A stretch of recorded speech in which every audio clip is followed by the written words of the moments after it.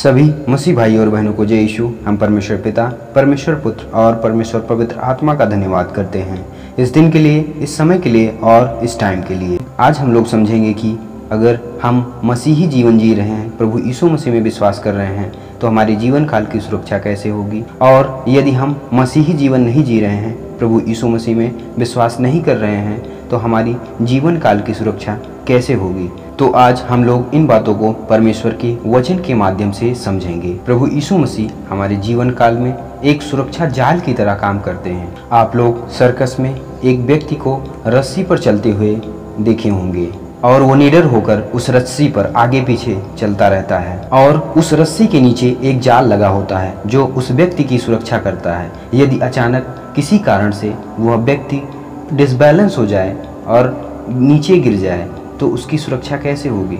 तो उसकी सुरक्षा उस जाल के माध्यम से होगी। उसको वो जाल सुरक्षित बचा लेगा, उसको कोई चोट, कोई दुर्घटना नहीं होने पाएगा और फिर से उठकर उस रस्सी पर चलने लगेगा। और ऐसा ही कुछ हमारे जीवनों में होता है। यदि हम प्रभु यीशु मसीह पर विश्वास कर रहे हैं, जो हमारे जीवन काल में सुरक्षा जाल के रूप में कार्य कर रहा है, वो हमें सुरक्षित बचा लेगा और कोई हानि नहीं होने पाएगी। मेरे मसीह भाई बहन, यदि आप विश्वासी हैं तो ये मत सोचिए कि हमारे ऊपर कोई आपदा या कोई दुर्घटना नहीं आएगी, लेकिन हम लोग उससे बच जाएंगे, उससे हानि नहीं होगी।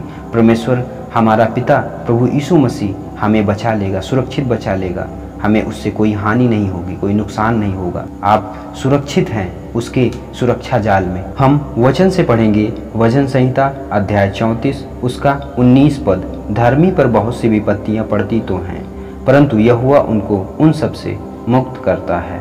हम प्रभु यीशु मसीह में विश्वास रखते हैं, मसीह में विश्वास रखते हैं, तो ये बिल्कुल न सोचे कि हमारे ऊपर विपत्तियां, दुख और मुसीबत नहीं आएंगी, लेकिन हमारा पिता हमें उस समस्या और परेशानी से छुड़ाएगा। यदि हम उस पर दृढ़ता से विश्वास करते हैं तो हमें हर समस्या, हर परेशानी से निकालेगा, उससे हमें कोई हानि, कोई नुकसान नहीं होने पाएगा।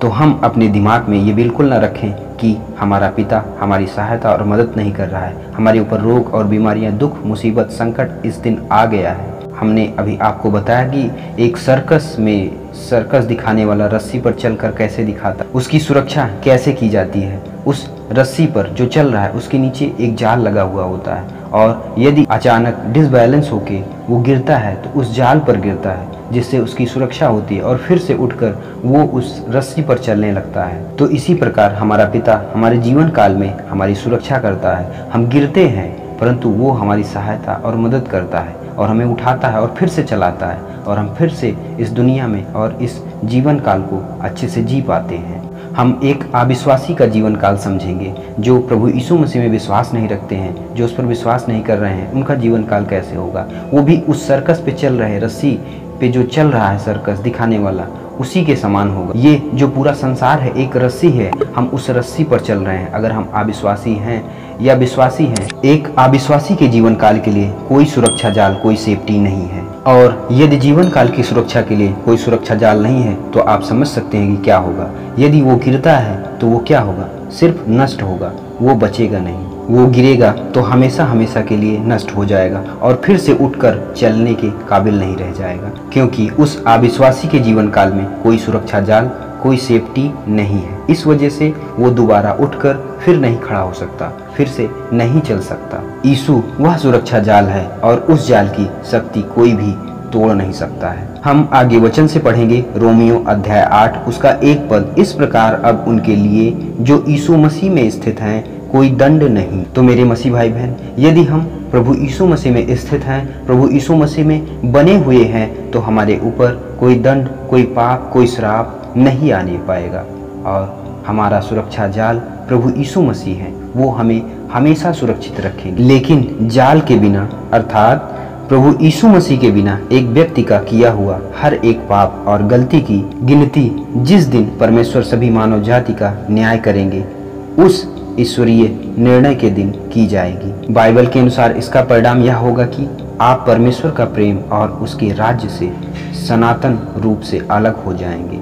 यदि आप प्रभु यीशु मसीह पर विश्वास नहीं करते हैं तो उसके न्याय के दिन आप उसके राज्य से वंचित हो जाएंगे, उसके राज्य में प्रवेश नहीं कर पाएंगे। अनंत काल का दंड ही भोगना होगा यदि हम परमेश्वर पर विश्वास नहीं करते, प्रभु यीशु मसीह पर विश्वास नहीं करते, क्योंकि उद्धार केवल मसीह के द्वारा है।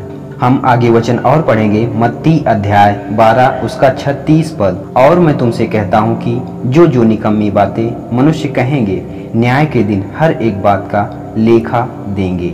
हम आगे और वचन पढ़ेंगे, इब्रानियों अध्याय 4 उसका 13 पद। और सृष्टि की कोई वस्तु उससे छिपी नहीं है, वरन जिससे हमें काम है, उसकी आंखों के सामने सब वस्तुएं खुली और बेपर्दा हैं।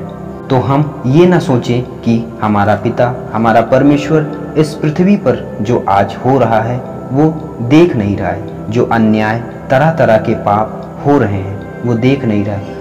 कोई भी वस्तु उसके नज़र से छिप नहीं सकती। आप सोचते हैं कि वो देख नहीं रहा है, तो वो सब कुछ देख रहा है। हर एक चीज़ उसकी आंखों के सामने खुली हुई है। इस वचन में लिखा है खुली हुई और बेपर्दा है। तो हम ये ना समझें कि हमारा पिता, हमारा परमेश्वर हमारी कार्य को, हमारी चाल को नहीं देख रहा है। वो हर चीज़ को देख रहा है, हर एक कार्य को देख रहा है आपके। हम आगे वचन से और पढ़ेंगे, यूहन्ना अध्याय 3 उसका 36 पद। जो पुत्र पर विश्वास करता है अनंत जीवन उसका है, परंतु जो पुत्र की नहीं मानता वह जीवन को नहीं देखेगा, परंतु परमेश्वर का क्रोध उस पर रहता है। जो प्रभु यीशु मसीह पर विश्वास करते हैं केवल वही स्वर्ग राज्य के वारिस हैं, और जो विश्वास नहीं करते वो स्वर्ग राज्य के वारिस बिल्कुल नहीं है। अविश्वासी जो हैं वो न्याय के दिन परमेश्वर का क्रोध देखेंगे, प्रभु यीशु मसीह का क्रोध देखेंगे, और वो दंड के भागीदार होंगे और उन पर दंड की आज्ञा होगी। यदि आप विश्वासी हैं तो आप बिल्कुल चिंतित ना हो। प्रभु में आप स्थिर रहें, उसमें बने रहें, उसके वचनों को समझें, उसकी प्रार्थना में लगे रहें। आपके जीवन काल में जो भी समस्याएं और जो भी परेशानियां होंगी वो दूर होंगी, 100% दूर होंगी, और सिर्फ आपको विश्वास और धैर्य रखना है। और यदि आप अविश्वासी हैं तो आज से ही अपने मन को, अपने हृदय को परिवर्तित कीजिए प्रभु यीशु मसीह की ओर, ताकि आप अनंत काल का जीवन पाएं, स्वर्ग राज्य में प्रवेश होने पाएं। अन्यथा अगर आप उसको स्वीकार नहीं करेंगे तो आप पर सिर्फ और सिर्फ दंड की आज्ञा होगी, अनंत काल का दंड भोगना होगा, जो बहुत ही पीड़ादायक और असहनीय दर्द होगा, और उस स्थिति से गुजरना बहुत ही कठिन होगा। तो आज से ही आप अपने मन को, अपने हृदय को परिवर्तित कीजिए प्रभु यीशु मसीह की ओर, ताकि आप अनंत काल का जीवन देखें। सभी मसीह भाई और बहनों को जय यीशु। हम परमेश्वर पिता, परमेश्वर पुत्र और परमेश्वर पवित्र आत्मा का धन्यवाद करते हैं इस दिन के लिए, इस समय के लिए और इस टाइम के लिए।